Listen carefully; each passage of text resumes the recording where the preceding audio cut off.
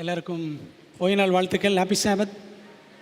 தேவனுடைய ஆலயத்தில் நம்ம எல்லாரும் மீண்டுமாய் ஒன்று கூடி வர அவரை தொழுது கொள்ள தேவன் நமக்கு தந்திருக்கிற இந்த பெரிய அரிய ஸ்லாக்கியத்திற்காக ஆண்டவர் நாம் ஸ்தோத்தரிப்போம். தேவனுடைய ஆசீர்வாதத்தினாலே நாம் எல்லாரும் கடந்த 2 வாரங்களாக பரிசுத்த பரம அபிஷேகம் என்ற தலைப்பில் சத்தியங்களை படித்து வருகிறோம். ஹோலி அண்ட் ஹெவன்லி அனாயிண்டிங் என்ற தலைப்பில் நம் சத்தியங்களை படித்து கொண்டு வருகிறோம். அதில் இன்றைக்கு நமக்கு 5வது பாக செய்தியை நான் படிக்க போகிறோம். போன வாரத்திலிருந்தே போன வாரம் தெய்வீக ஆராதனையில் என்ன படித்தோம் ஞாபகம் இருக்குங்களா? ஹோலி அனாயிண்டிங் ஆயில், பரிசுத்த அபிஷேக தைலம் அப்படின்னு படித்தோம். ஞாபகம் இருக்குங்களா? எத்தனை வாசனை பொருட்கள்? 4 வாசனை பொருட்கள். சரிங்களா? சுகந்த சுத்தமான வெள்ளை போளம், சுகந்த கருவாப்பட்டை, சுகந்த வசம்பு, அப்புறம் லவங்கப்பட்டை, அப்புறம் ஒரு குடம் ஒளிவ எண்ணெய் அப்படின்னு நம்ம தெய்வீக ஆராதனையிலே படித்தோம். அந்த 4 வாசனை பொருட்களும் இயேசு கிறிஸ்துவின் நற்பண்புகளை சுட்டி காட்டுகிறது என்றும், பரிசுத்த அபிஷேக தைலம் நிழல் என்றால் அதான் படிச்சுட்டு இருக்கிறோம். பரிசுத்த பரம அபிஷேகம், அதில் பரிசுத்த அபிஷேக தைலத்தில் நிழலும் நிஜமும் என்ன செஞ்சுட்டு இருக்கிறோம், படிச்சுட்டு இருக்கிறோம். ஆகவே பரிசுத்த அபிஷேக தைலம் நிழல் என்றால் கிறிஸ்துவும் பரிசுத்த ஆவியுமே நிஜம் என்று நாம் என்ன செய்து வருவோம், படித்து கொண்டு வருகிறோம். யாத்திராமத்தில் எத்தனாவது அதிகாரம்?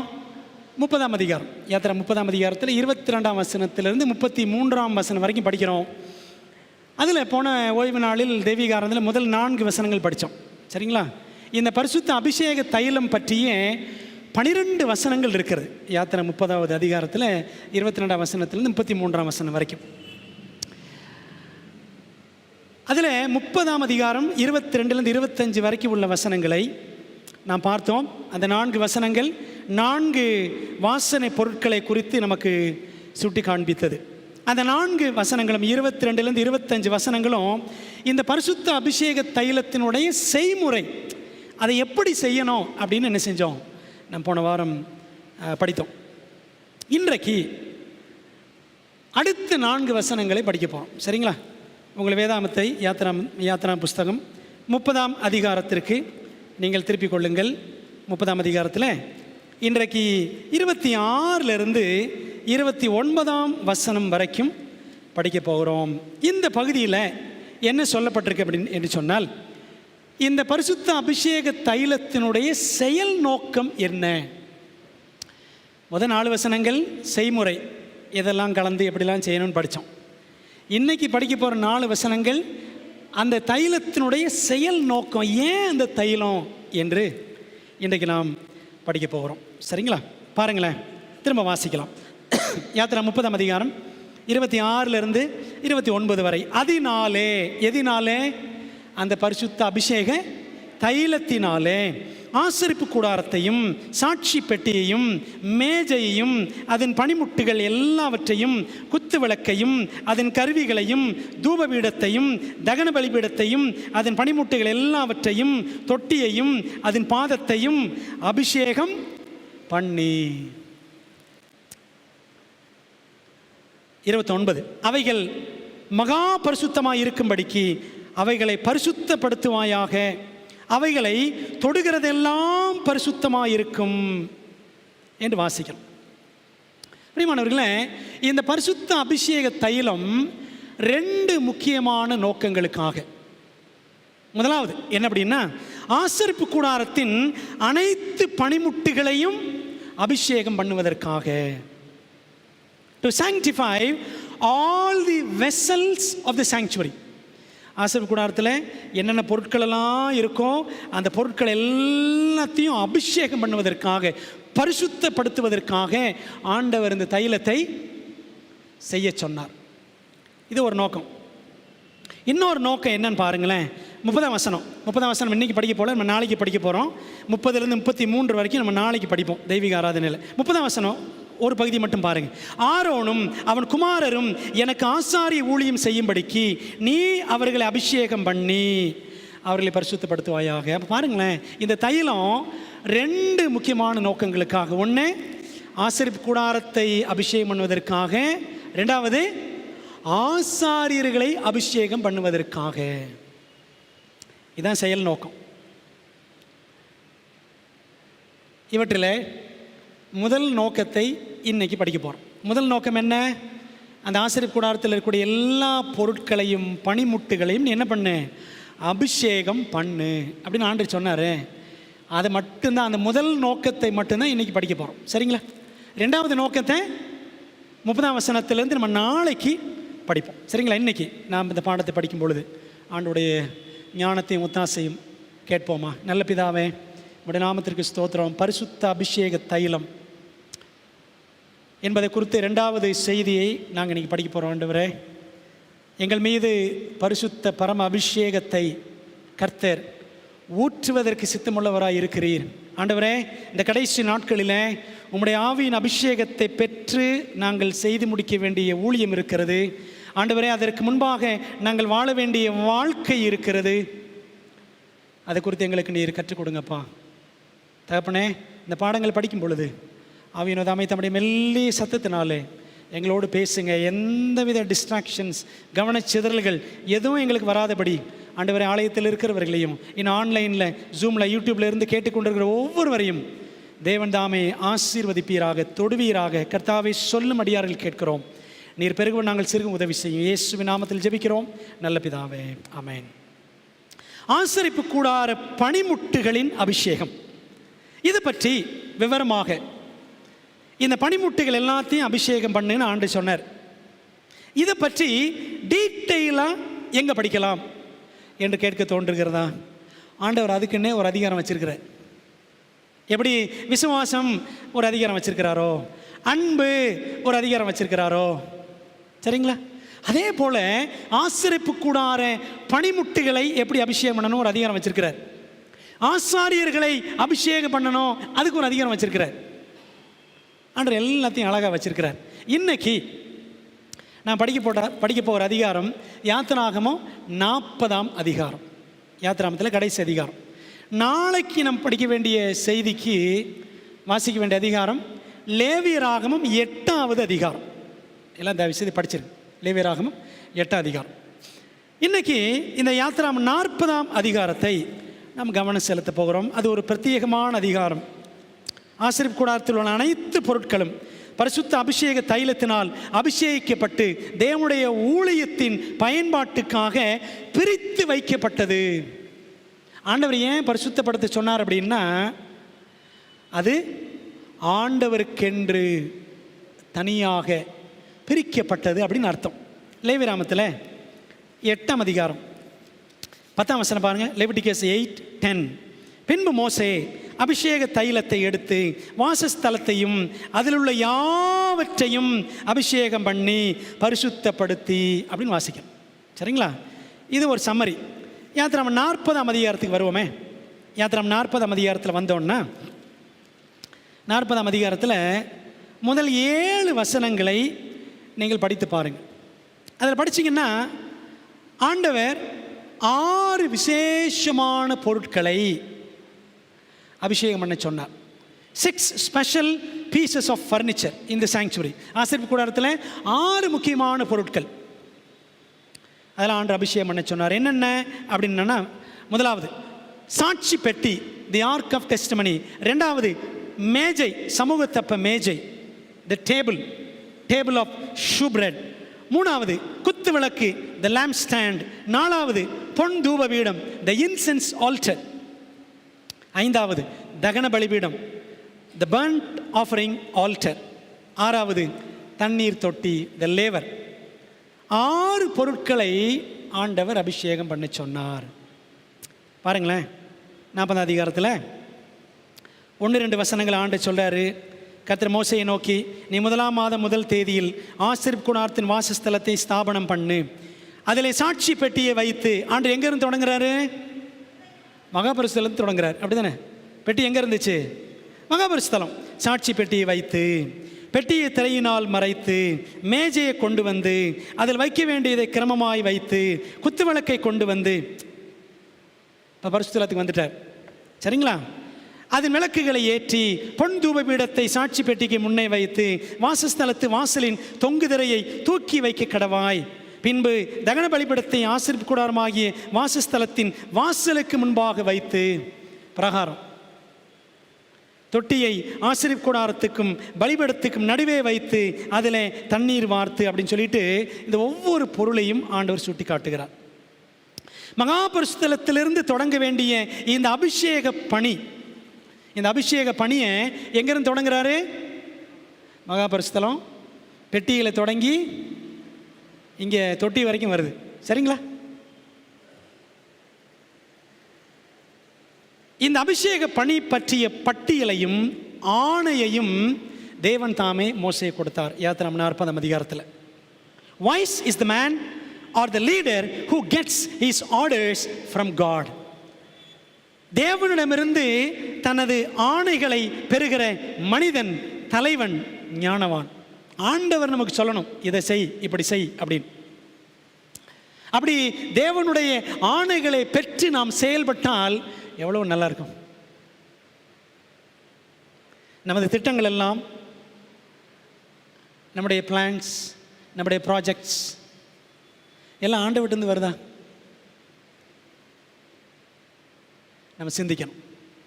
ஒவ்வொரு பொருளையும் பார்த்து, இப்போ நான் 6 பொருட்கள் சொன்னேன்ல, ஒவ்வொரு பொருளையும் பார்த்து நம் இரட்சகரையும் நம்மையும் பற்றிய பாடங்களை நாம் படித்து கொள்ள போகிறோம்.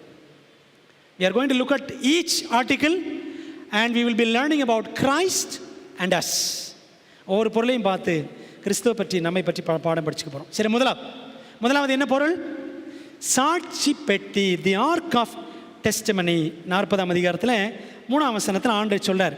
அதில் அதாவது மகாபரிசுத்தலத்தில் சாட்சி பெட்டியை வைத்து அப்படின்னு ஆண்டவர் சொல்றார். அழகான இந்த பெட்டி எதனால் செய்யப்பட்டிருக்கோம் அப்படின்னா 2 பொருட்கள். என்னென்ன பொருட்கள் சொல்லுங்களேன்? மரம், பொன். சரிங்களா? மரம், என்ன மரம் பயன்படுத்தினாங்க ஆசரிப்பு கூடாரத்தில்? என்ன மரம்? சீத்தி மரம். சரிங்களா? நல்லா கவனித்து பாருங்கள், யோசித்து பாருங்கள். ஆசரிப்பு கூடாரத்தில் பயன்படுத்தப்பட்ட மரம் சீத்தி மரம். ஷிட்டிம் ஆர் அகேஷியா. இங்கிலீஷில் 2 பேர் இருக்குது, ஷிட்டிம் ஆர் அகேஷியா. நோவா பேழைக்கு என்ன மரம்? நோவா பேழைக்கு என்ன மரம்? எல்லாம் ஆமாம், கரெக்டு. கொஞ்சம் லேட்டாக வந்துச்சு. ஏன் லேட்டாக வந்துச்சு? குயிக்காக சொல்லணும். கொப்பேர் மரம். சில நேரத்தில் பாருங்களேன், நமக்கு தெரிஞ்ச விஷயந்தான் மறந்து போயிடும். ஆகவே இந்த ஆசரிப்பு கூடாரத்துக்கு என்ன மரம்னு பார்த்தீங்கன்னா சீத்தி மரம். இந்த மரம் அப்புறம் பொன் 2ம் கொண்டு இந்த பெட்டி, அழகான பெட்டி, சாட்சி பெட்டி செய்யப்பட்டது. 2 பொருட்கள், மரம், wood and gold. சரிங்களா? என்ன அர்த்தம் அப்படின்னா, மரம் என்பது கிறிஸ்துவின் மனுஷீகத்தையும், ஹியூமனிட்டி ஆஃப் கிரைஸ்ட். தங்கம் என்பது கிறிஸ்துவின் தெய்வீகத்தையும், டிவினிட்டி ஆஃப் கிரைஸ்ட். சரிங்களா? God's the manhood of Jesus and the godhood of Jesus. அவருடைய மனுஷீகம், அவருடைய தெய்வீகம் 2ஐயும் சுட்டி காட்டுவது தான் அந்த மரம் மற்றும் பொன்னால் செய்யப்பட்ட சாட்சி பெட்டி. மரியாளின் கருவறையில் மரம், மரியாளின் கருவறையில் மரம். ஆண்டவர் இயேசு கிறிஸ்து பரிசுத்த ஆவியினால் என்ன செய்தார்? உருவானார். அப்படிதானே? அப்போ மரம் எது? மரியாள். தங்கம் எது? பரிசுத்த ஆவியினால் உண்டாக்கப்பட்ட கிறிஸ்துவானவர். சரிங்களா? மரியாளின் கருவறையில் இரட்சகர் உருவெடுத்ததை மரம் மனுஷீகம் என்று கொண்டால், பரிசுத்த ஆவியினால் அவர் உற்பவித்ததை பொன் தெய்வீகம் என்று நாம் கூறலாம். லூக்கா 1 அதிகாரத்தில் 34, 35 வசனங்கள் இந்த உண்மையை அழகாக சுட்டி காட்டுகிறது. லூக்கா 1:34, 35. அதற்கு மரியாள் தேவதூதனை நோக்கி, இது எப்படி ஆகும்? புருஷனை அறியேனே என்றால், தேவதூதன் அவளுக்கு பிரதியுத்தரமாக, பரிசுத்தாவி உன்மேல் வரும், உன்னதமானவருடைய பலம் உண்மையில் நிழலிடும், ஆதலால் உன்னிடத்தில் பிறக்கும் பரிசுத்தம் உள்ளது, தேவனுடைய குமாரன் என்னப்படும் பரிசுத்தம் உள்ளது. அதான் கோல்டு, தங்கம். பெட்டியின் உள்பகுதி, அதாவது வெளியில் என்ன செஞ்சுருப்பாங்க, பொன் தகடு வச்சு மறைச்சிருப்பாங்க. அந்த பொன் தகட்டுக்கு உள்ளே இருக்கிறது என்னது? மரம். பெட்டியின் உள்பகுதியான மரமானது வெளிப்பகுதியான பொன்னால் மூடப்பட்டிருந்தது போல நமது கர்த்தரின் இரு தன்மைகளும், 2 தன்மைகள். என்னென்ன தன்மைகள்? மனுஷீகம், தெய்வீகம். இரு தன்மைகளும் ஆவியானவரின் இடைவிடாத அபிஷேகத்தின் மூலமாக ஒத்திசைவாக ஒன்றாய் கலந்திருந்தன. ஆண்டவர் இயேசு கிறிஸ்துவின் ஊழியத்தில் மனுஷீகம், தெய்வீகம் ரெண்டுமே வெளிப்பட்டது. நம்ம பாட்டு பாடுறோம்ல, இரு தன்மையும் சேர்ந்த கண்ணியின் மைந்தன். அது என்ன இரு தன்மை? தெரியாமலே பாட்டு பாடிட்டு இருப்போம், அப்படிதானே? தெரியாமலே பாட்டு பாடிட்டு இருப்போம். என்ன இரு தன்மை? அவருடைய தெய்வீகம், அவருடைய மனுஷீகம். The divinity of Christ and the humanity of Christ, wood and gold. சரிங்களா? இந்த 2 தன்மைகளும் கிறிஸ்துவிடம் பரிசுத்தாவின் அபிஷேகத்தினாலே இசைவாக இந்த பூமியில் அவர் வாழும் பொழுது காணப்பட்டன. தெய்வீகம் எங்கெல்லாம் வெளிப்பட்டது? மரித்தோரை உயிரோடு எழுப்பும் பொழுது, வியாதியஸ்தரை சுகமாக்கும் பொழுது அவருடைய தெய்வீகம் வெளிப்பட்டது. மனுஷீகம், அவருக்கும் களைப்பு, சோர்வு, பசி, தாகமாயிருக்கிறேன், தாகம், இதெல்லாம் உண்டாயிற்று. அவருக்கும் வலித்தது, அவரையும் அடித்தார்கள், அவருக்கும் ரத்தம் வந்துச்சு, அவருக்கும் தாய் தகப்பன் அவங்களோட அன்பு காமிச்சாரு, கீழ்ப்படிந்திருந்தார். மனுஷீகம், தெய்வீகம் ரெண்டுமே இணையாக கிறிஸ்துவிடம் காணப்பட்டது. இதுக்கு காரணம் யார் அப்படின்னா பரிசுத்த ஆவியானவர். அப்ப ஆண்டவர் சொல்லாரு, பெட்டி அபிஷேகம் பண்ணுன்றார். பெட்டி 2 பொருட்கள், தங்கம், மரம். அது கிறிஸ்துவை சுட்டி காட்டுகிறது. பிரியமான தேவ பிள்ளைகளே, நம்முடைய நிலைமை என்ன? நம்மிடம் இந்த 2ம் வெளிப்படுவது போல் தெரிகிறதா? மனுஷீகம் மட்டும்தான் வெளிப்படுகிறதா? அல்லது தெய்வீகமும் வெளிப்படுகிறதா? மனுஷீகம் மட்டும்தான் வெளிப்படுகிறதா? யோசித்து பார்ப்போம். Are we balanced in our nature? நம்முடைய சுபாவத்தில் நாம் சமநிலை உள்ளவர்களாக இருக்கிறோமா? பலவீனங்கள் இருக்க தான் செய்யும், மனுஷீகம் இருக்க தான் செய்யும். ஆனால் மனுஷீகமே இருந்துட்டு கூடாது, சரிதானே? நம்ம என்ன செய்யணும்? தெய்வத்தை போல தேவ சாயலில் நம்ம என்ன செய்ய வேண்டும்? வளர வேண்டும் என்பதுதான் தேவனுடைய திட்டம். அப்படிதானே? வசனம் அப்படி தான் சொல்லுது. பாருங்களேன், என்னோடு சேர்ந்து வாருங்கள். ரோமர் 8ஆம் அதிகாரம், ரோமன்ஸ் சாப்டர் 8, ரோமர் 8ஆம் அதிகாரத்தில் 29ஆம் வசனம் பாருங்க. தம்முடைய குமாரன் அநேக சகோதரருக்குள்ளே பேரானவராய் இருக்கும் பொருட்டு தேவன் எவர்களை முன்னறிந்தாரோ அவர்களை தமது குமாரனுடைய சாயலுக்கு ஒப்பாயிருப்பதற்கு முன் குறித்திருக்கிறார். நம்மளாம் யாருடைய சாயலுக்கு ஒப்பா மாறணுமா? குமாரனுடைய சாயல். we must become like Christ. சரிங்களா? மனுஷீகத்தில் வாழ்க்கையை வாழ்ந்துட்டு போயிடக்கூடாது. மனுஷீகமும் தெய்வீகமும் 2ம் பூரணமாய் கலந்து காணப்பட்ட கிறிஸ்துவின் வாழ்க்கையை போல நம்முடைய வாழ்க்கையில் மனுஷீகம் இருந்தாலும் நம்ம என்ன பண்ணணும்? தெய்வீகத்தில் வளர வேண்டும் என்ற பாடத்தை நாம் சாட்சி பெட்டியின் வழியாய் கற்றுக்கொள்ளணும். சாட்சி பெட்டியை அபிஷேகம் பண்ணு. சரிங்களா? ஆவியானவர் துணையினால தான். நீங்கள் ஆண்டவர் இயேசு கிறிஸ்துவின் வாழ்க்கையை நீங்கள் கொஞ்சம் பாருங்களேன். அவர் பிறந்ததும் பரிசுத்த ஆவியினால தான், ஊழியம் செஞ்சதும் பரிசுத்த ஆவியினால தான். ஆவியினால் அபிஷேகம் பெற்றார்ல, புறா, பரிசுத்த ஆவியானவர் புறாவின் ரூபம் கொண்டு இறங்கினார்ல, சரிங்களா? அதே போல் பாருங்கள், அவர் உயிரோடு எழுந்ததும் பரிசுத்த ஆவியினால தான். அப்படியா? எங்கே இருக்கு? ரோமர் 8:11 படித்து பாருங்கள். ரோமன்ஸ் 8:11, ரோமர் 8:11. ஆமாம், இருக்கட்டும், அந்த வசனம் நான் சொல்லிட்டேன், உங்களுக்கு கருத்து சொல்லிட்டேன். ரோமர் 8:11 படித்து பார்த்தீங்கன்னா, பரிசுத்த ஆவியினால தான் இயேசு கிறிஸ்து உயிரோடு எழுந்தார். அப்போது கிறிஸ்துவின் வாழ்க்கை முழுக்க முழுக்க ஆவியினால் அபிஷேகம் பண்ணப்பட்டிருந்தது. சரி, ரெண்டாவது பொருள். ரெண்டாவது என்ன பொருள்? யாத்திராம் 40:4 படிக்கிறோம். மேஜை, த டேபிள் ஆஃப் ஷூப்ரெட், சமூகத்தப்ப மேஜை அப்படின்னு பார்க்குறோம். இந்த சமூகத்தப்ப மேஜையில் என்ன இருக்கும்? ஆமாம், அதாவது எந்த திசையில் இருக்கும் அப்படின்னீங்கன்னா, நம்ம சிம்பிளாக ஏற்கனவே புரிஞ்சு வச்சுருக்கணும். மேற்கு பக்கம் பெட்டி இருக்கும், கிழக்கு பக்கம் வாசல் இருக்கும், தெற்கு பக்கம் உள்ளே போய் லெஃப்ட் சைடு தெற்கு பக்கம் என்ன இருக்கும்? அந்த பொன் குத்து விளக்கு இருக்கும். வடக்கு பக்கம் என்ன இருக்கும்? சமூகத்தப்ப மேஜை இருக்கும். எல்லாம் நமக்கு தெரிஞ்சது. ஆகவே ஆசீர்வாத கூடாரத்தில் நுழைஞ்ச உடனே வலது பக்கத்தில், வடக்கு பக்கத்தில், வலது பக்கம் வடக்கு பக்கம் என்ன இருக்கும்? மேஜை இருக்கும்.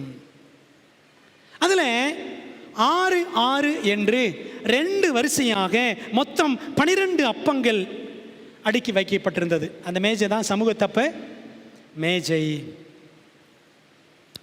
இது எதை குறிக்கிறது அப்படின்னா, கிறிஸ்துவின் மூலமாக தேவனுக்கும் மனிதனுக்கும் இடையில் உண்டாகும் ஐக்கியத்தை, உறவை காட்டுகிறது. தேவனுக்கும் மனுஷனுக்கு இடையில் இருக்கக்கூடிய ஃபெலோஷிப். சாப்பாடுனா ஃபெலோஷிப் தானே. ஃபெலோஷிப் லஞ்ச் அப்படின்னு சொல்லுவோம், ஃபெலோஷிப் மீல் அப்படின்னு சொல்லுவோம். ஆகவே அங்கே இருக்கிற பிரெட் எதை குறிக்கிறது அப்படின்னா, ஐக்கியம், தேவனுக்கும் மனிதனுக்கும் கிறிஸ்துவின் மூலமாய் உண்டாகிற ஐக்கியம்.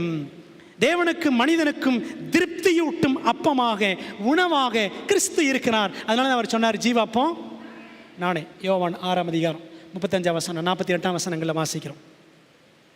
அவரது வசனமும் நமக்கு உணவாக இருக்கிறது, அவரே நமது உணவாக இருக்கிறார்.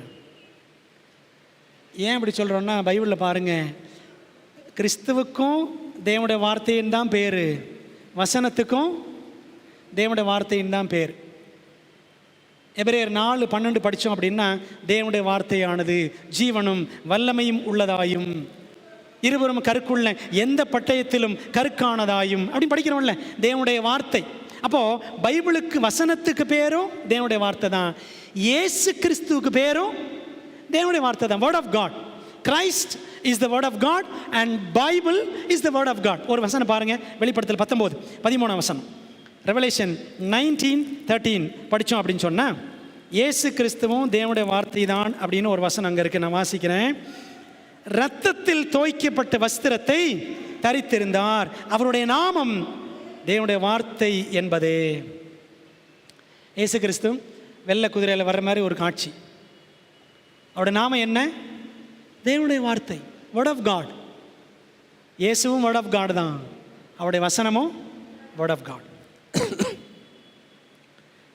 அபிஷேகம் பண்ணப்பட்ட அந்த மேஜை, மோசே சொன்னார், அந்த மேஜையை அபிஷேகம் பண்ணு. அபிஷேகம் பண்ணப்பட்ட அந்த மேஜை, அபிஷேகம் பண்ணப்பட்ட ஒவ்வொரு கிறிஸ்தவனுக்கும் அவசியம். நமக்கும் அந்த அபிஷேகம் பண்ணப்பட்ட மேஜை இருக்கணும். We must have an anointed table. Anointed table for the anointed ones. கிறிஸ்தவன் என்றால் என்ன அர்த்தம்? படிச்சோம்ல நம்ம, கிறிஸ்து என்றால் அபிஷேகம் பண்ணப்பட்டவர், கிறிஸ்தவர்கள் என்றால் அபிஷேகம் பண்ணப்பட்டவர்கள். ஆசீர்வாத கூடாரத்தில் ஒரு அபிஷேகம் பண்ணப்பட்ட மேஜை வலது பக்கத்தில் வடக்கு பக்கத்தில் இருந்தது மாதிரி, இன்னைக்கு நம்முடைய கிறிஸ்தவ வாழ்க்கைக்கென்று தேவனுக்கு நமக்கு இருக்கிற இந்த ஐக்கியத்திற்கும் உறவுக்கும் என்று நமக்கு என்ன இருக்கணும்? ஒரு அபிஷேகம் பண்ணப்பட்ட டேபிள் இருக்கணும், மேஜை இருக்கணும். என்ன சொல்ல வரேன்னு புரியுதா உங்களுக்கு? தேவனோடு கூட உறவு கொள்வதற்காக, ஆண்டுடைய வசனங்களை படிப்பதற்காக, ஆண்டுடைய வசனங்களை ஆராய்வதற்காக நம்ம என்ன பண்ணணும்? அப்படி ஒரு பந்தி, அப்படி ஒரு ஐக்கியம் நமக்கு இருக்கணும். அதான் அபிஷேகம் பண்ணப்பட்ட மேஜை. தினம் விருந்து புசிக்கணும் ஆண்டுடைய வசனத்தில்.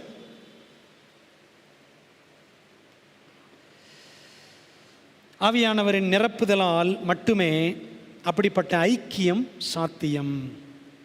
ஏனெனில் பசியுள்ள ஆத்துமாக்களுக்கு உணவளித்து தாங்கி திருப்தியூட்டுகிற ஒரே ஆதாரம் பரிசுத்த ஆவியானவரே ஆவார். ஆவியானவர் தான் நமக்கு என்ன செய்வார்? பசியுள்ள ஆத்துமாக்களுக்கு அவர் ஆகாரம் கொடுப்பார். சத்தியத்தை நம்ம கொடுப்பார், வசனத்திலேருந்து கொடுப்பார், நம்மை தாங்குவார். He will sustain us, He will feed us, He will satisfy us. இதெல்லாம் நமக்கு யார் மூலமாகத்தான் அப்படின்னீங்கன்னா ஆவியானவர் மூலமாக தான். அவர் அந்த வசனத்தின் வழியாய் அந்த ஐக்கியத்தை, தேவனோடு இருக்கிற ஐக்கியத்தை நம்ம கொடுப்பார். We must have an anointed table. நம்ம டேபிளில் பைபிள் வச்சுருக்கிறோம். எப்படி இருக்குது? தூசி படிஞ்சு, கேட்பாரற்று, நாதியற்று, யாருமே எடுக்காமல் அப்படி நம்மளோட பைபிள்லாம் கிடக்குதா? We must have an anointed table. அபிஷேகம் பண்ணப்பட்ட மேஜை, அதாவது தேவனுக்கும் நமக்கும் இடையிலான அந்த உறவை வசன வாசிப்பு தியானிப்பின் வழியாக ஆவியானவர் நம்ம கற்றுக் கொடுக்கக்கூடிய அந்த அனுபவமாகிய அந்த தெய்வீக உறவு, அந்த ஐக்கியம் நமக்கு வேண்டும் என்பதை இந்த மேஜை நமக்கு காட்டுது. மேஜை அபிஷேகம் பண்ணப்பட்டிருந்தால் தேவனோடு நம்முடைய ஐக்கியம் நன்றாக இருக்கும் வசனத்தின் வழியாக. மூன்றாவது ஆண்டவர் எதை அபிஷேகம் பண்ண சொன்னார்? 4ஆம் வசனத்தில் தொடர்ந்து படிக்கிறோம். குத்து விளக்கு, the lamp stand. குத்து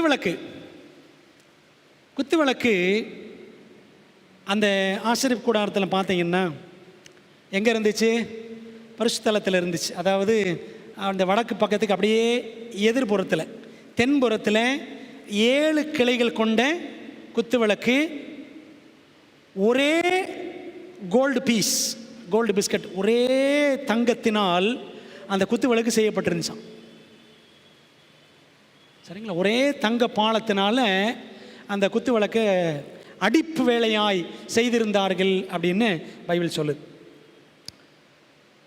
அந்த குத்து விளக்கு தான் பரிசுத்த ஸ்தலத்துக்கு வெளிச்சம். ஆசரிப்பு கூடாரத்தில் மொத்தம் 3 வெளிச்சம் இருந்துச்சு. பிராகாரத்தில் என்ன வெளிச்சம்? சூரிய வெளிச்சம். பரிசுத்தலத்தில் குத்து விளக்கு வெளிச்சம். மகா பரிசுத்தலத்தில் தேவனே வெளிச்சம். தேவனுடைய மகிமை, ஷெக்கினா மகிமை அங்கே வெளிச்சமாக பிரகாசித்தது. அப்போ இந்த பரிசுத்தலத்துக்குள்ள நுழைஞ்ச உடனே கண்ணை பறிக்கக்கூடிய, கண்ணை கவரும் ஒரு பிரகாசமான வெளிச்சமாக பரிசுத்தலத்தில் இந்த குத்து விளக்கு இருந்தது. பைபிள் சொல்லுது, இந்த குத்து விளக்கு யாரை குறிக்கிறது? இயேசுவானவர் சொன்னார், நானே உலகத்திற்கு ஒளியாக இருக்கிறேன். யோவான் 8:12 வாசிக்கிறோம். வெளிப்படுத்தல் புஸ்தகத்தில் படித்தோம் அப்படின்னா 7 அக்கினி தீபங்கள் அப்படின்னு படிப்போம். 7 lamps of fire, 7 அக்கினி தீபங்கள். அந்த 7 அக்கினி தீபங்களும் 7 ஆவிகளாம் அப்படின்னு படிக்கிறோம். அப்போ அந்த குத்து விளக்கு இருக்கேன், அது கிறிஸ்துவையும் குறிக்கும், ஆவியானவரும் குறிக்கும். சரிங்களா? வெளிப்படுத்தல் 5ஆம் அதிகாரம் படிச்சு பாருங்க. வெளிப்படுத்த 4 மற்றும் 5ஆம் அதிகாரங்களில் நம்ம அதை பார்க்கலாம். நான் உங்களுக்கு வாசித்து கூட காமிச்சிடுறேன்னு. வெளிப்படுத்தல் புஸ்தகத்தில் 5ஆவது அதிகாரத்தில் நீங்கள் பார்த்தீங்க அப்படின்னா 6ஆம் வசனத்துலேயும் இருக்குது. அதுபோல் 4ஆம் அதிகாரம், வெளிப்படுத்தல் 4ஆம் அதிகாரம் வசனங்கள் 5, 6 இந்த வசனங்கள் இங்கே குறித்து பிறகு படித்து பாருங்கள். ஆகவே குத்து விளக்கு என்பது இயேசுவையும் குறிக்கும், ஆவியானவரையும் குறிக்கும். ஆண்டவர் இயேசு கிறிஸ்துவின் சாட்சி, அவருடைய சாட்சி இன்னைக்கு உலகமெல்லாம் பரவி இருக்கிறது. அவர் இந்த உலகத்தில் 33 ஆண்டுகள் வாழ்ந்த வாழ்க்கை, அதில் 3 ஆண்டுகள் செய்த ஊழியம், அவருடைய மரணம், உயிர்த்தெழுதல், இந்த சாட்சியான இந்த வாழ்க்கை உலகத்தில் எங்கும் பரவினதற்கு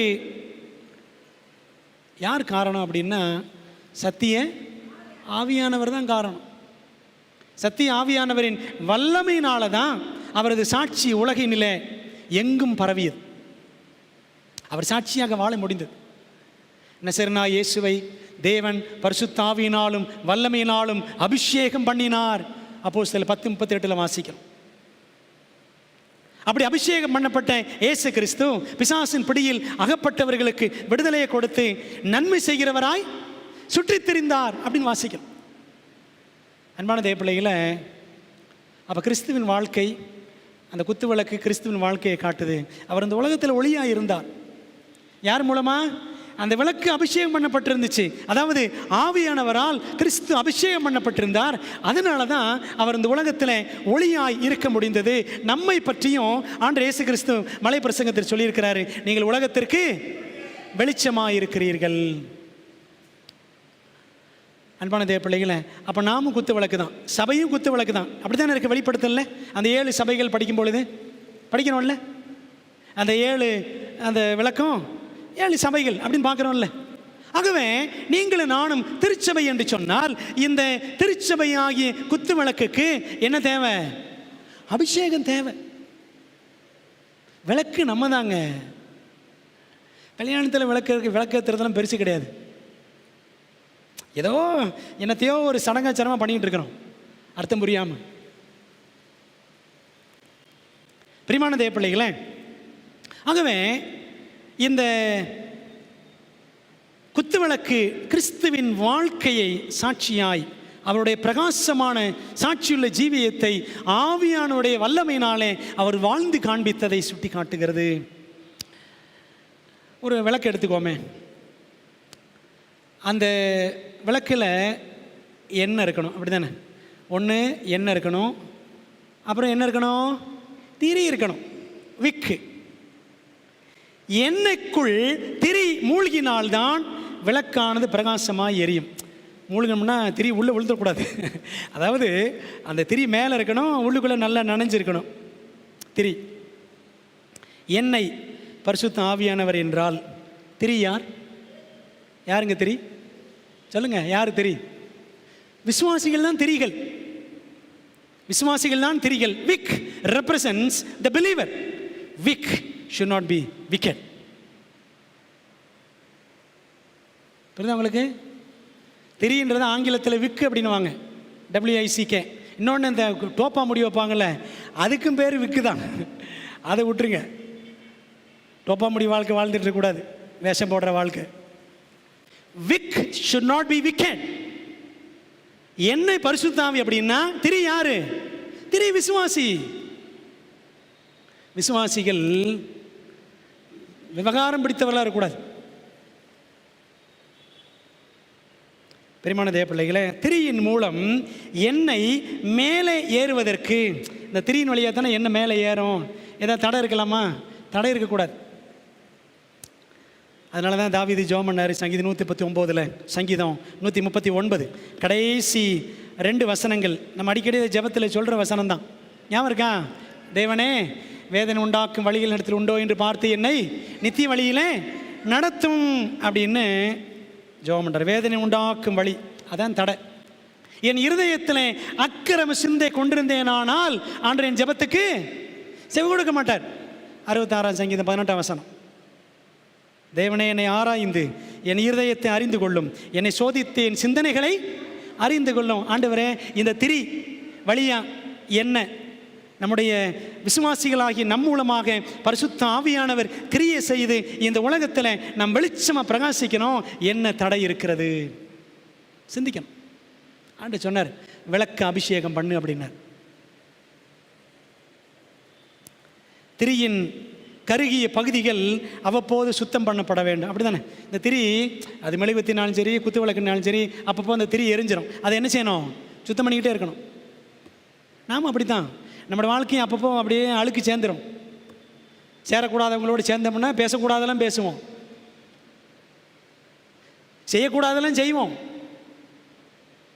திரி என்ன செய்யணும்? அப்பப்போ சுத்தம் பண்ணிக்கிட்டே இருக்கணும். அதுபோல் திரியை சுத்தம் பண்ணுவது போல விசுவாசியின் பாவ அறிக்கையினால், நீங்களும் நானும் பாவ அறிக்கையினால் சுத்தம் பண்ணப்பட வேண்டும்.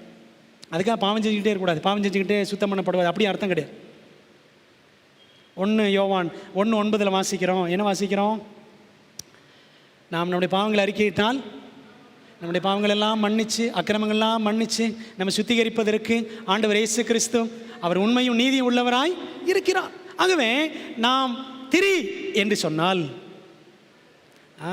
என்ன தடையில்லாமல் பரிசுத்த ஆவியானவர் நம்முடைய வாழ்க்கையில் தடையில்லாமல் கிரியை செய்து கொண்டே இருப்பதற்கு நம்ம இடமளிக்கணும்.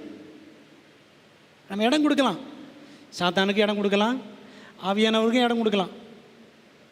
அதனால் பவுல் சொன்னார் எபேசியர் 4:27 பிசாசுக்கு இடம் கொடாமலும் இருங்கள். இங்கிலீஷில் போட்டிருக்கோம் give no room to the devil. பிசாசுக்கு ரூம் கொடுத்துடக்கூடாதான். ரூம் கொடுத்துட்றோமா? வீட்டையே கொடுத்துட்டோம் பாஸ்டர் அப்படின்னு நம்மளோட வாழ்க்கை இருக்கா? ஆகவே விளக்கு ஆண்டவர் சொன்னார் அபிஷேகம் பண்ணு அப்படின்னார். நீங்களும் நானும் தேவ ஆவியினால் நிரப்பப்பட்டிருப்போம் என்று சொன்னால் கிறிஸ்துவை போல ஒரு சாட்சியான வாழ்க்கையை, பிரகாசமான ஒரு வாழ்க்கையை நாம் வாழ முடியும். நாலாவது பொருள் என்ன? ஆண்டவர் எதை அபிஷேகம் பண்ண சொன்னார்? 5ஆம் வசனத்தில் படிக்கிறோம், தூப பீடத்தையும், பொன் தூப பீடம், தி இன்சென்ஸ் ஆல்டர் அல்லது golden altar of incense, golden altar of incense, பொன் தூப பீடம். ஆசரிப்பு கூடாரத்தில் 2 பீடம் இருக்கும், 2 பலிபீடம். வெளியில் இருக்கிறது வெண்கல பலிபீடம், பிரகாரத்தில். பரிசுத்தலத்தில் இருக்கிறது பொன் தூப பீடம். சரிங்களா? வெளியில் இருக்கிற தகன பலிபீடத்தில் ஆடு மாடெல்லாம் பலி செலுத்துவாங்க. பரிசுத்தலத்தில் இருக்கக்கூடிய அந்த பொன் தூப பீடத்தில் வாசனை பொருட்களை மட்டும்தான் பலி செலுத்துவாங்க. சரிங்களா? ஆண்டவர் இந்த தூப பீடத்தை அபிஷேகம் பண்ணி சொன்னார். இந்த தூப பீடத்தில் தான் இந்த சாம்பிராணி இந்த மாதிரிலாம் போட்டால் நறுமணமான புகை எழும்பும். அது எதற்கு அடையாளம் என்று சொன்னால், பிதாவின் வலது பார்சத்தில் நமது மகா பிரதான ஆசாரியராக தமது பரிந்து பேசும் ஊழியத்தை செய்து வருகிற கிறிஸ்துவின் மேன்மையை இந்த தூப பீடம் சுட்டி காட்டுகிறது. கிறிஸ்து நமக்கு பரிந்து பேசுகிறார்ல, அதையும் காட்டுது. நம்முடைய ஜெபங்களையும் இந்த தூப பீடம் சுட்டி காட்டுகிறது. வெளிப்படுத்தல் 8:3 எழுதி வச்சுக்கணும். வெளிப்படுத்தல் 8:3 நம்முடைய ஜெபங்கள் தேவ சமூகத்தில் தூபங்களாக ஏற்றுக்கொள்ளப்படுகிறது. சங்கீதம் 141 சங்கீதத்தில் 2வது வசனம் பாருங்க. சங்கீதம் 141 2வது வசனம், என் விண்ணப்பம் உமக்கு முன்பாக தூபமாகவும். நம்முடைய விண்ணப்பம் ஆண்டருக்கு முன்பாக என்னவா? தூபம். தூபம்னா எப்படி இருக்கும்? வாசனையாக இருக்கும். ஆண்டோட சமூகத்தில் ஜெபம் பண்ணா தாங்க நம்முடைய வாழ்க்கை வாசனையாக இருக்கும். சரிதானே? ஜெப வாழ்க்கையே கிடையாது, ஆனால் வாழ்க்கை வாசமாக இருக்குன்னு நினச்சோம்னா நம்ம எவ்வளோ மோசம்னு யோசித்து பாருங்க பிரியமான தேவப்பிள்ளைகளே. ஆகவே கிறிஸ்துவனுடைய பரிந்து பேசும் ஊழியம், நம்முடைய ஜெப வாழ்க்கை, ரெண்டையுமே அந்த தூப பீடம் சுட்டி காட்டுகிறது. பரிசுத்த ஆவியானவர் பரிந்து பேசுதலுக்கு மாபெரும் உந்து சக்தியாக இருக்கிறார். நம்முடைய ஜெப வாழ்க்கைக்கு ஆவியானவர் மிகப்பெரிய துணையாக இருக்கிறார். நம்முடைய கர்த்தர், அதாவது கர்த்தராகிய இயேசு கிறிஸ்து மாம்சத்தில் இருந்த நாட்களில் அவருடைய ஜெப வாழ்க்கை எப்படி இருந்துச்சு? எப்படி ஜெபம் பண்ணார்? அதிக ஊக்கத்தோட ஜெபம் பண்ணினார். படிச்சிருக்கோம்ல, லூக்கா 22 படிச்சு பாருங்க. அதிக ஊக்கத்தோட ஜெபம் பண்ணினார் அப்படின்னு இருக்கும். எபிரேயர் 5:7 வசனம் படிச்சு பாருங்க. ஆண்டவர் இயேசு கிறிஸ்து மாம்சத்தில் இருந்த நாட்களில் பலத்த சத்தத்தோடும் கண்ணீரோடும் ஜெபம் பண்ணினார் அப்படின்னு படிக்கலாம். இயேசு கிறிஸ்து எப்படி ஜெபம் பண்ணாரு? பலத்த சத்தத்தோடும் கண்ணீரோடும். நம்ம ஜெபங்கள் சத்தமும் வரமாட்டேங்குது, கண்ணீரும் வரமாட்டேங்குது. பிரியமான தேவ ஜனங்களே, அப்போ அப்படியெல்லாம் ஊக்கமாக ஜெபம் பண்ணுறதுக்கு ஆவியானவர் தான் என்ன செய்கிறாரு? நமக்கு உதவியாக இருக்கிறார். வசனம் எங்கே இருக்குது பாருங்களேன். ரோமர் 8:26 வசனம். ரோமன்ஸ் 8:26. ரோமர் 8:26. அந்தப்படியே ஆவியானவரும் நமது பலவீனங்களில் நமக்கு உதவி செய்கிறார். ஆவியானவர் உதவி செய்கிறாராம். நாம் ஏற்றபடி வேண்டிக் கொள்ள வேண்டியது என்னதென்று அறியாமல் இருக்கிறபடியால் எப்படி ஜெபம் பண்ணணும்னு நமக்கு தெரியல.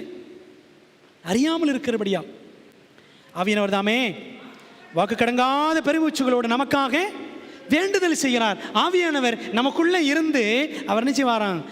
ஜெபிக்கவும் நம்ம கற்றுக் கொடுப்பார். அவரும் நமக்குள்ள இருந்து அவர் என்ன செய்வாராம்? அவர் விண்ணப்பம் செய்வார். அதான் வாசிக்கிறோம் எபேசியர் 6 அதிகாரத்தில் 18ஆம் வசனத்தில் படிக்கிறோம். எபேசியர் 6:18, எந்த சமயத்திலும் சகலவிதமான வேண்டுதலோடும் விண்ணப்பத்தோடும் ஆவியினாலே ஜெபம் பண்ணி, praying in the spirit. யூதா 20ஆம் வசனத்தில் வாசிக்கிறோம், பரிசுத்த ஆவிக்குள் ஜெபம் பண்ணி அப்படின்னு வாசிக்கிறோம். பிரியமான தேவ பிள்ளைகளே, அப்போ ஆவியானவர் நமக்கு என்ன செய்கிறாரு? ஜெப வாழ்க்கைக்கு உதவி செய்கிறார். இயேசு கிறிஸ்துவுக்கு ஜெப ஜீவியத்தில் உதவி செய்த ஆவியானவர் நமக்கும் என்ன செய்கிறாரு? உதவி செய்கிறார். ஆவியானவருக்கு ஒரு பேர் ஹெல்ப்பர், தேற்றரவாளன், அப்படி தான் படிக்கிறோம். தேற்றரவாளன், இங்கிலீஷில் கம்ஃபர்டர், ஹெல்ப்பர் அப்படின்னு போட்டிருக்கோம். அவர் நமக்கு உதவி செய்கிறவர். அன்பான தேவ பிள்ளைகளை, அப்போது தூப பீடம் அபிஷேக தைலத்தினால் அபிஷேகம் பண்ணப்பட வேண்டும். மோசே அதை செஞ்சார். இன்றைக்கி நம்முடைய ஜெப வாழ்க்கை பரிசுத்த ஆவியினாலே அபிஷேகம் பண்ணப்பட வேண்டும். யோசித்து பாருங்கள், நம்முடைய ஜெப வாழ்க்கையெல்லாம் எவ்வளோ அழகாக இருக்குது, அல்லது எந்த லட்சணத்தில் இருக்குது அப்படின்னு கொஞ்சம் யோசித்து பார்க்கணும். அருமையான தேவ பிள்ளைகளை, 4 பொருட்கள் பார்த்தோம். என்னென்ன? முதல்ல பார்த்தோம் சாட்சி பெட்டி, 2வது மேஜை, 3வது குத்து விளக்கு, 4வது பொன் தூபபீடம், 5வது என்ன அப்படின்னா 40ஆம் அதிகாரம் யாத்திராமம் 40 6ஆம் வசனத்தில் படிக்கிறோம், தகன பலிபீடம், த பர்ன்ட் ஆஃபரிங் ஆல்டர். பிராகாரத்தில் இருக்கக்கூடிய தகன பலிபீடம், வெண்கல பலிபீடம், பிராகாரம். சரிங்களா? நம்ம பிரகாரம்னு சொல்லி பழகிட்டோம். பிரகாரம்னா அதன் பிரகாரம், இதன் பிரகாரம், இதுதான் பிரகாரம். அதாவது அதன் அடிப்படையில், இதன் அடிப்படையில், இதுதான் பிரகாரம் சொல்லணும். ஆனால் பைபிளில் பிராகாரம் அப்படி தான் இருக்குது. கொட்டியாள் பிராகாரம். இந்த பிராகாரத்தின் நுழைவாயிலில் வாசலுக்கு அடுத்து இருக்கிறது. வாசல் எந்த திசைன்னு சொன்னேன்? வாசல் எந்த திசை? வாசல் எந்த திசை? எந்த திசையில் இருந்த என்ன அப்படின்றீங்களா? வாசல் கிழக்கு திசை. சரிங்களா?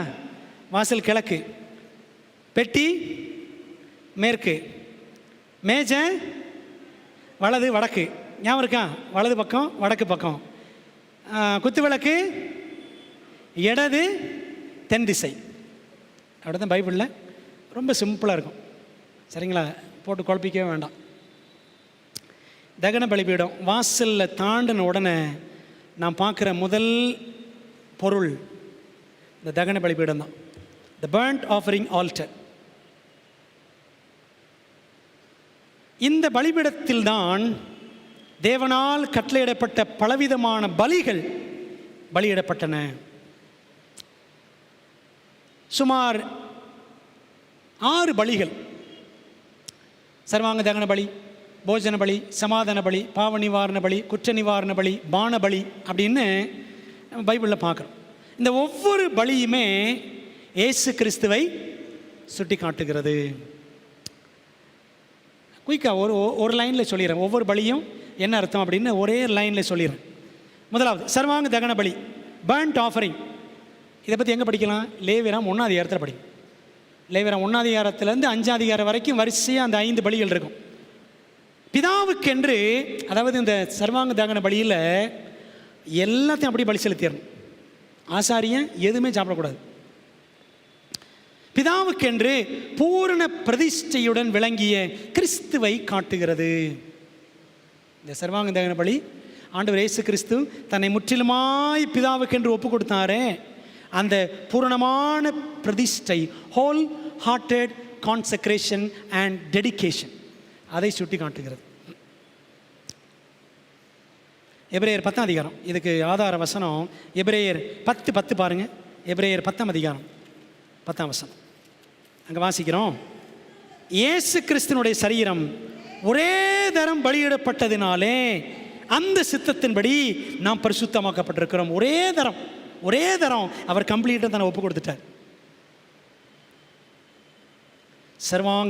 சர்வாங்கம்னா சர்வ அங்கமும் தகனிக்கப்பட வேண்டும்.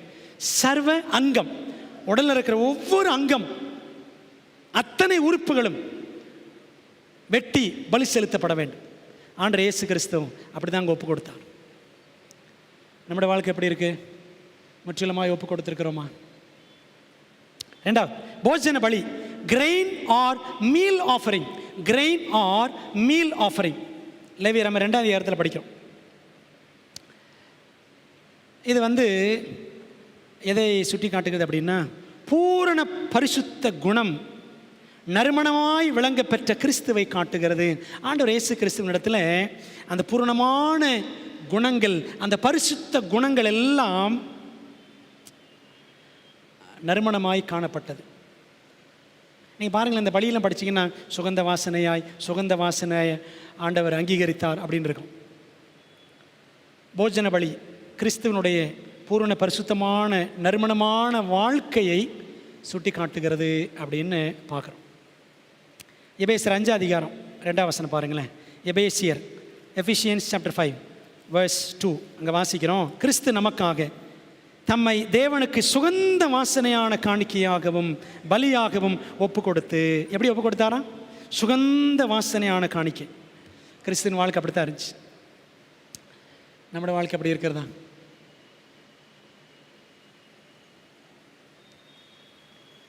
சென்ட் அடிக்கிறது பரிசு கிடையாது, சரிங்களா? சென்ட் அடிச்சுக்கிறோம்ல, இப்படி அடிப்போம், அப்படி அடிப்போம், இப்படி அடிப்போம். இந்த சென்ட்லாம் சரி, அதெல்லாம் தப்புன்னு நான் சொல்லலை. எந்த சென்ட் அடிக்கணுமா? நம்முடைய வாழ்க்கையில் அந்த பரிசுத்த குணலட்சணங்கள் என்ற நறுமணம் கமல வேண்டும். அதைத்தான் இந்த போஜன பலி சுட்டி காட்டுகிறது. 3ஆவது, சமாதான பலி, பீஸ் ஆஃபரிங். லேவியராம் 3ஆம் அதிகாரத்தில் இருக்குது, சரிங்களா? போஜன பலி 2ஆம் அதிகாரம், சமாதான பலி லேவியராம் 3ஆம் அதிகாரம். தேவனுக்கும் மனிதனுக்கும் இடையே சமாதானம் செய்வித்த கிறிஸ்துவை காட்டுகிறது. பாட்டு பண்ணோம்ல, சமாதானம் ஓதும் இயேசு கிறிஸ்து இவர்தாம் சமாதான கர்த்தர், சமாதானத்தின் தேவன், சமாதான பிரபு, அப்படிலாம் பைபிள் வரிசையாக இருக்குது.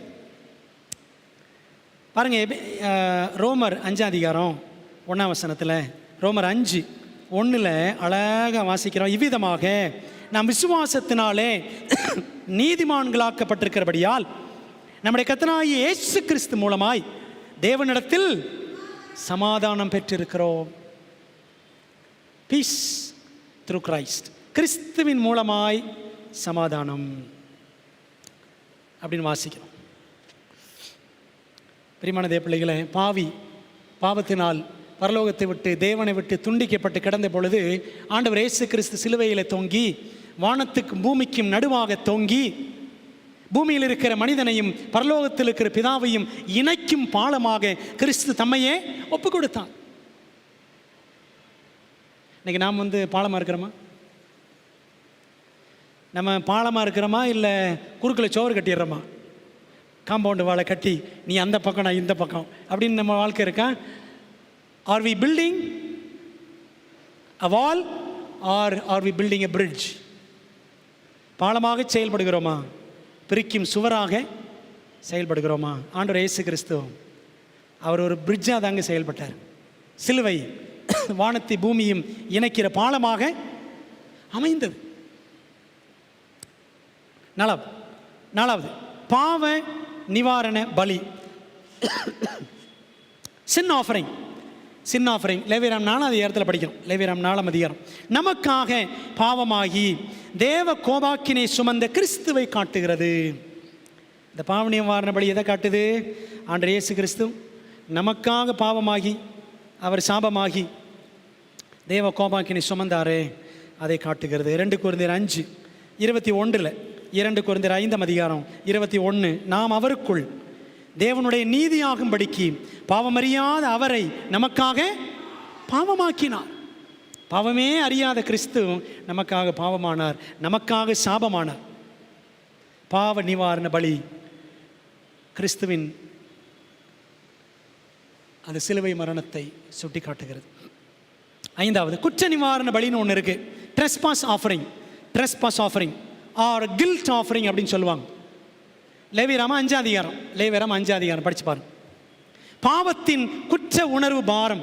சில நேரத்தில் நமக்கு இந்த குற்ற உணர்வு பாரமாக அப்படி குத்திக்கிட்டே இருக்கும். படித்தவங்கள ஏற்கனவே இந்த பாவத்தை குறித்த குற்ற உணர்வு மற்றும் அதனுடைய ஆளுகையிலிருந்து விடுவிக்கும் கிறிஸ்துவை காட்டுகிறது குற்ற நிவாரண பலி. பாவத்திலிருந்து மட்டுமல்ல, அந்த குற்ற உணர்வு நறுக்கு நறுக்கு நறுக்கு குத்திக்கிட்டே இருக்கு பார்த்தீங்களா, அந்த குற்ற உணர்வுலேருந்து கூட கிறிஸ்து நம்மை விடுவிக்கிறார். அதை நம்ம லூக்கா 7ஆம் அதிகாரத்தில் படித்தோம் அப்படின்னா 36லேருந்து 50 வரைக்கும் அந்த ஸ்திரீ ஒருத்தி என்ன பண்ணா, இந்த தைலத்தை கொண்டு வந்து ஆண்டவர் இயேசு கிறிஸ்துவினுடைய தலையிலையும் அவருடைய பாதங்களையும் பூசி, அப்போ ஆண்டவர் சொன்னார், இவள் என்னிடத்தில் அதிகமாய் அன்பு கூர்ந்தாள். அவற்றிருந்த பாவங்கள், அவற்றிருந்த குற்ற உணர்வுகள் ஆண்டவர் எல்லாம் நீக்கினார் மகதலேனா மரியாள். பிரியமான தேவ பிள்ளைகளே, குற்ற நிவாரண பலி கிறிஸ்துவினுடைய பலியைத்தான் மறுபடியும் சுட்டி காட்டுகிறது. 6வது பான பலி, ட்ரிங்க் ஆஃபரிங். ட்ரிங்க் ஆஃபரிங் யாத்திராம 29ல் 40-41 வசனங்களை வாசிக்கிறோம். யாத்திராம 29 40-41 வசனங்களை படித்து பாருங்க. உளப்பூர்வமான சந்தோஷத்துடன் தேவனை உண்மையாய் பின்பற்றின கிறிஸ்துவை காட்டுகிறது. அதாவது ஒரு பானத்தை நினைச்சு வாங்கலாம், அது திராட்சை ரசமாக இருக்கலாம். இந்த பானத்தை கொண்டு வந்து நினைச்சு வாங்க, சில நேரம் அந்த வெண்கல பலிபீடத்தில் ஊற்றுவாங்க. ஊற்றும் பொழுது எப்படி அந்த பானம் கீழே விழும், அப்படி சர்ன்னு அப்படி தானே, தண்ணி ஊற்றினாலும் அப்படி வேகமாக இறங்கும்ல. என்ன அர்த்தம் அப்படின்னா, ஆண்டவர் இயேசு கிறிஸ்துவும் அந்த மனப்பூர்வமான சந்தோஷத்தோடு தேவனுக்கென்று அந்த ரட்சிப்பின் திட்டத்திற்கென்று தம்மை பரிபூர்ணமாய் அப்படியே ஒப்பு கொடுத்தார். பவுல் அப்படி தானே சொன்னார், நான் இப்பொழுதும் பானபலியாய் வார்க்கப்பட்டு போகிறேன். 2 தீமோத்தேயு 4ஆம் அதிகாரத்தில் படிக்கிறோம். அதை பற்றி ஏற்கனவே படிச்சிருக்கோம். பவுலை பற்றி படிக்கும்போது நாம் நம்மை பான பலியாக ஒப்பு கொடுத்திருக்கிறோமா? வில்லிங்லி சரண்டரிங் ourselves, விருப்பத்தோடு நம்மை ஒப்படைத்தல் நம்மிடத்தில் காணப்படுகிறதா?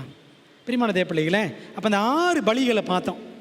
தகன பலிபீடத்தோடு சம்பந்தப்படுத்தி ஆவியானவரின் ஆற்றலால் நமது சர்வ சம்பூர்ண பலியாக, ஆல் சஃபிஷியன்ட் சாக்ரிஃபைஸ், எல்லா விதத்திலும் சர்வ சம்பூர்ண பலியாக கிறிஸ்து தம்மையே தேவனுக்கென்று பழுதற்ற பலியாக ஒப்பு கொடுத்தார். எப்படி ஒப்பு கொடுத்தாரு?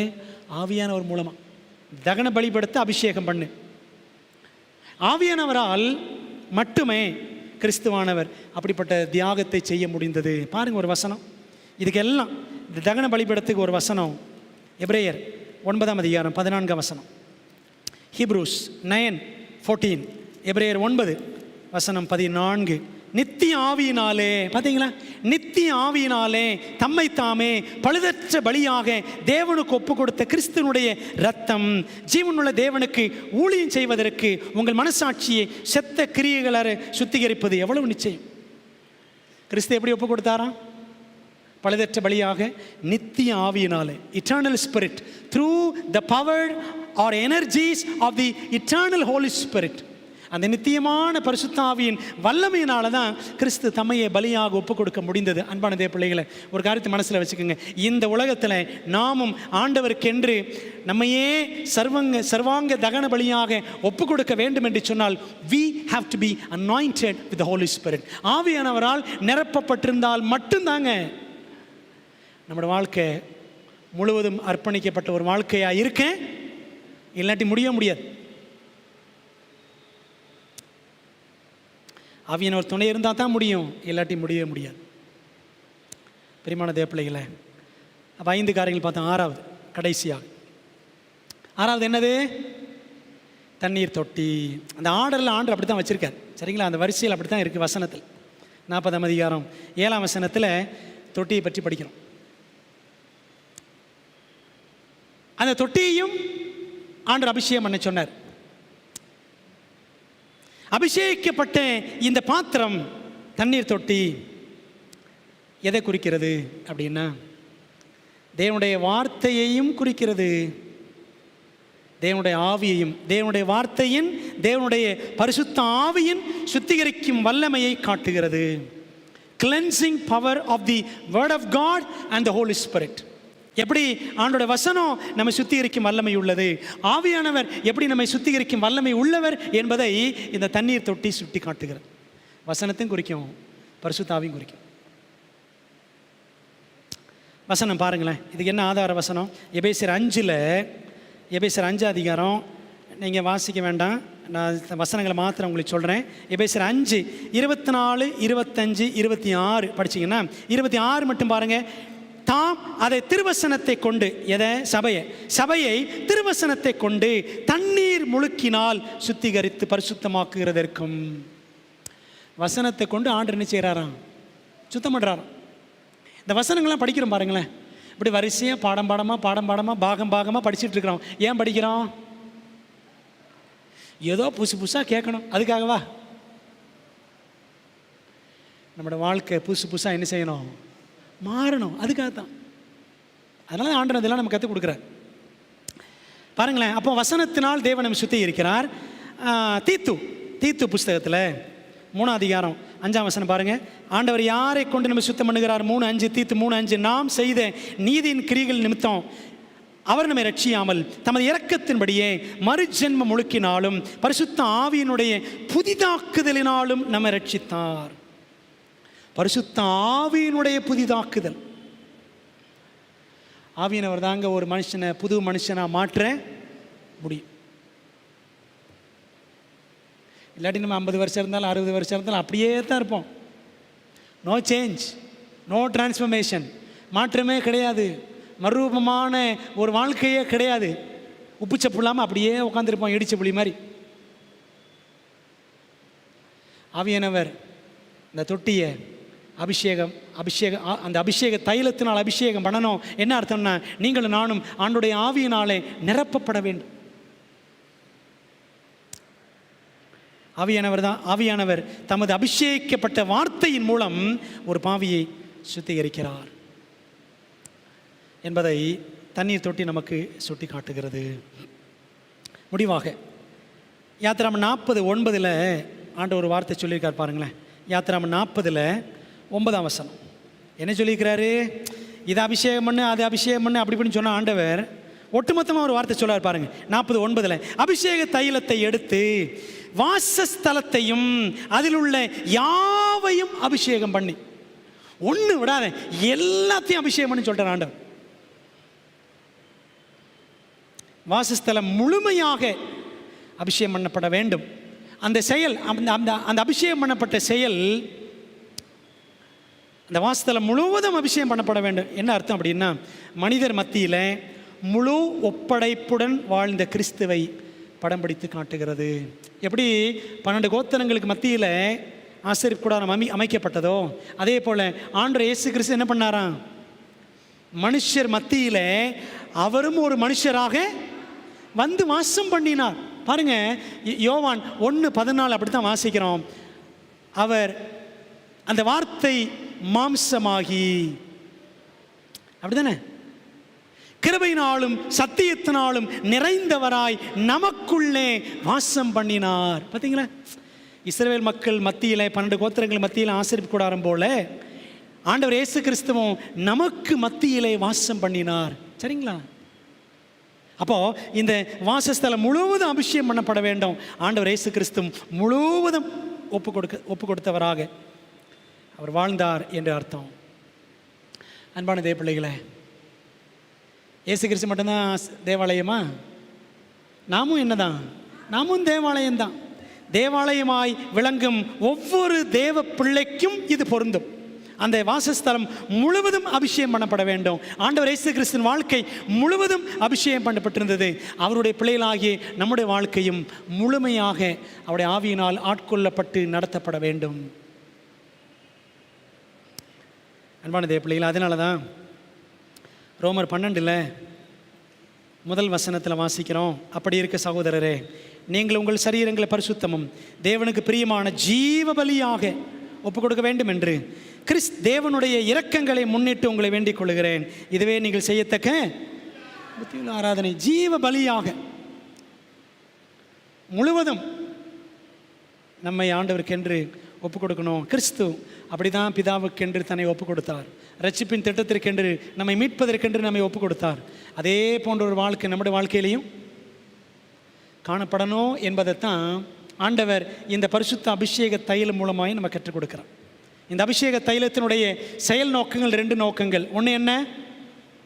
ஆசரிப்பு கூடாரத்தில் இருக்கிற ஒவ்வொரு பொருளும் அபிஷேகம் பண்ணப்பட வேண்டும். அதான் நீங்கள் படித்தோம். நம்ம சிம்பிளாக புரிஞ்சுக்க வேண்டிய பாடம், சபையில் இருக்கிற ஒவ்வொருத்தரும் தேவ ஆவியினால் நிரப்பப்பட்டிருக்க வேண்டும். அதாங்க, அதற்காக தான் நம்ம ஆயத்தப்பட்டு இருக்கிறோம். அப்படிதானே? இதோட தொடர்ச்சியை, இந்த அபிஷேக தைலத்தினுடைய 2வது நோக்கத்தை நாளைக்கு நம்ம தெய்வீக ஆராதனையில் பரிசுத்தம் நிறைந்த எங்கள் பரலோகத்து நல்ல தேவனே, உம்முடைய நாமத்தை நாங்கள் துதிக்கிறோம், போற்றுகிறோம். இந்த பரிசுத்த நாளிலே உம்முடைய பரிசுத்த ஆலயத்தில் உம்முடைய பரிசுத்த ஜனமாய் நாங்கள் எல்லாரும் ஒன்று கூடி வந்து உம்முடைய பரிசுத்த திருவசனங்களை ஆண்டவரே நாங்கள் படிப்பதற்கு கர்த்தர் எங்களுக்கு பாராட்டின நல்ல கிருபைக்காக உமக்கு நாங்கள் துதிகன மகிமை எல்லாம் ஏறெடுக்கிறோம் ஐயா. ஆண்டவதாமே எங்களுக்கு போதுமானவராய், இரக்கம் நிறைந்தவராய், எங்களை வழிநடத்தக்கூடிய நல்ல தெய்வமாய் இருப்பதற்காக ஸ்தோத்திரம். கர்த்தாவே, நாங்கள் உம்முடைய பாதத்தில் இந்த வாரம் முழுக்க நடத்தப்பட்டதற்காய் நன்றிகளை படைக்கிறோம். எங்களை பாதுகாத்ததற்காய் உம்மை ஸ்தோத்திரிக்கிறோம். நீர் எப்பொழுதும் எங்களை விட்டு நீங்காமல் இருப்பதற்காய் உம்மை துதிக்கிறோம். எங்கள் ஜெபத்தை தள்ளாமலும் தமது கிருபை எங்களை விட்டு விலக்காமல் இருக்கிற தேவனுக்கு நாங்கள் ஸ்தோத்திரம் செலுத்துகிறோம். அன்பான பிதாவே, பரிசுத்த அபிஷேக தைலம் பற்றி நாங்கள் படிச்சுட்டு இருக்கிறோம்ப்பா. தகப்பனே, இந்த சத்தியங்கள் எங்களுடைய உள்ளங்களில் ஆழமாய் பதியட்டும். அளவில்லாத உம்முடைய ஆவியின் அபிஷேகத்தினால் நாங்கள் நிரப்பப்பட்டு உமக்கென்று ஆண்டவரே உத்தமம் உள்ள பூரணமாய் ஒப்படைப்புள்ள ஒரு வாழ்க்கையை நாங்கள் வாழ எங்களுக்கு நீர் பலத்தை தர வேண்டும் என்று நாங்கள் ஜெபிக்கிறோம் ராஜா. தகப்பனே, எத்தனை அருமையான பாடங்களை, ஆழமான சத்திய பொக்கிஷங்களை எங்களுக்கு உடைய பரிசுத்த வேதாகமத்தில் வைத்திருக்கிறீர். அதற்காக ஸ்தோத்திரம். உடைய வேதத்தில் அதிசயங்களை பார்க்கும்படி கத்திரங்கள் கண்களை திறந்து நடத்தி கொண்டிருக்கிற தயவுக்காக உங்களுக்கு நாங்கள் ஸ்தோத்திரம், துதி, கன, மகிமை எல்லாம் ஏறெடுக்கிறோம். ஆண்டவரே, இந்த ஓய்வு நாள் முழுவதும் இருக்கிற ஊழியங்கள் எல்லாம் ஆண்டவர் ஆசீர்வதிப்பீராக. ஆராதனைகள் எல்லாம் ஆசீர்வதிப்பீராக. நடக்கப்போகிற வேத பாடங்களை ஆண்டவர் ஆசீர்வதிப்பீராக. அன்பான தகப்பனே, ஊழிய பிரயாசங்கள் அனைத்திலும் கர்த்தருடைய கிருபை இருக்கட்டும். தகப்பனே, நாங்கள் கேட்கிற படிக்கிற எல்லா வித சத்தியங்களும் எங்களுடைய உள்ளங்களில் ஆழமாய் கிரியை செய்ய அப்பா நாங்கள் ஒப்பு கொடுக்குறோம். எங்களை தாழ்த்துக்கிறோம் ராஜா. தகப்பனே, நாளை தினத்தில் நடக்கக்கூடிய சாம்பல் ஸ்கூல் மற்றும் டிவைன் சர்வீஸ் எல்லாம் ஆசீர்வதியும். குழந்தை பிரதிஷ்ட ஆராதனைகளை ஆசீர்வதிங்க. சபை நிர்வாகக்குழு கூட்டத்தை நீர் ஆசீர்வதியும். தேவனுக்கு மகிமையாய் ஆண்டவரே ஒவ்வொரு காரியத்தையும் இந்த ஓய்வு நாளில் நாங்கள் செய்திட கர்த்தர் எங்களுக்கு பலத்தை தாரும். இந்த திருச்சபை கர்த்தருக்கு சுகந்த வாசனையான திருச்சபையாய் ஆண்டவரே மாறுவதற்கு கர்த்தர் எங்களுக்கு உதவி செய்ய வேண்டும் என்று ஜெபிக்கிறோம். ஆண்டவரே, பரிசுத்த ஆசரிப்பு கூடாரத்தில் ஒவ்வொரு பொருளும் பரிசுத்த அபிஷேக தைலத்தினால் அபிஷேகம் பண்ணப்பட்டது. அதுபோல் ஆண்டவரே, உம்முடைய ஆலயத்தில் இருக்கிற நாங்கள் ஒவ்வொருவரும் உம்முடைய ஆவியினால் அபிஷேகம் பண்ணப்பட்டு நறுமணமான ஒரு நற்கந்த ஜீவியத்தை நாங்கள் ஜீவிக்க கர்த்தர் எங்களுக்கு உதவி செய்ய வேண்டும் என்று ஜெபிக்கிறோம். எங்களை தாழ்த்தி ஒப்புக் கொடுக்குறோம்ப்பா. வந்திருக்கிற ஒவ்வொருவரையும் ஆசீர்வதிங்க. படைக்கப்பட்டிருக்கிற காணிக்கையை ஆசீர்வதியும். செலுத்தின பிள்ளைகள் ஒவ்வொருவரையும் ஆசீர்வதியும். ஜூமில் இருக்கிறவர்கள், என்னை யூடியூப்பில் பார்த்து கொண்டிருக்கிற அனைத்து பிள்ளைகளோடும் கர்த்தருடைய ஆசீர்வாதம் இருப்பதாக. ஆண்டவரே, இந்த சத்தியங்களை படிக்கும் பொழுது எங்களுடைய அர்ப்பணிப்பு, எங்களுடைய பிரதிஷ்டை நாளுக்கு நாள் வளருவதற்கு அப்பா உதவி செய்யுங்க. எங்கள் ஜெபத்தை ஏற்றுக்கொள்ளுங்க, ஆசீர்வதிங்க. இந்த இரவில் எங்களோடு எங்களை காத்துக்கொள்ளும். மீண்டும் காலையில் வந்து தொழுது கொள்ளக்கூடிய ஆயத்தத்தையும் உற்சாகத்தையும் தேவரீர் எங்களுக்கு தரும்படியாய் இயேசுவின் நாமத்தில் ஜெபிக்கிறோம். ஜெபங்களிலும் நல்ல பிதாவே, ஆமென். என் ஆத்மாவே கர்த்தரை ஸ்தோத்திரி, என் முழு உலமையோட பரிசுத்த நாமத்தை ஸ்தோத்திரி. என் ஆத்மாவே கர்த்தரை ஸ்தோத்திரி, அவர் செய்த சகல உபகாரங்களையும் மறவாதே. ஆமென். நம்முடைய கர்த்தராக இருக்கிற இயேசு கிறிஸ்துவின் கிருபையும் பிதாவாகிய தேவனுடைய அன்பும் ஆவியானவரின் ஐக்கியமும் ஆசீர்வாதமும் தேவதூதர்களின் பாதுகாப்பும் வழி நடத்தலும் நம்ம எல்லாரோடும் இன்றும் என்று சதா காலங்களும் தங்கியிருப்பதாக. ஆமென்.